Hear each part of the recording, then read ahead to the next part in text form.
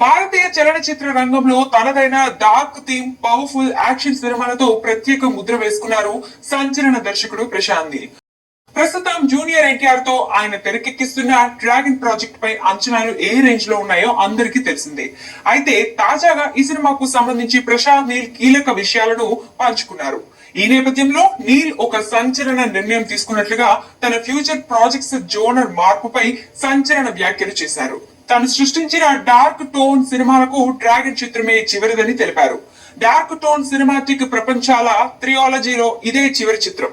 నేను ఈ తరహా జోనర్ లో సినిమా చేయడం కూడా ఇదే ఆఖరిసారి.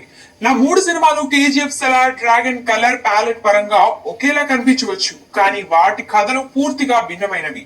ఈ త్రియాలజీ తర్వాత నేను మరిన్ని కలర్ఫుల్ సినిమాలు చేస్తాను అని ఆయన ప్రకటించారు. అలాగే తన డ్రీమ్ ప్రాజెక్ట్ గురించి చెప్తూ గత 2 దశాబ్దాలుగా ఒక పౌరాణిక కథను సిద్ధం చేసుకున్నారు. ప్రస్తుతం ఒప్పుకున్న సినిమాలన్నింటినీ పూర్తి చేసిన తర్వాత ఆ భారీ పౌరాణిక చిత్రాన్ని ప్రారంభిస్తాను అని పేర్కొన్నారు.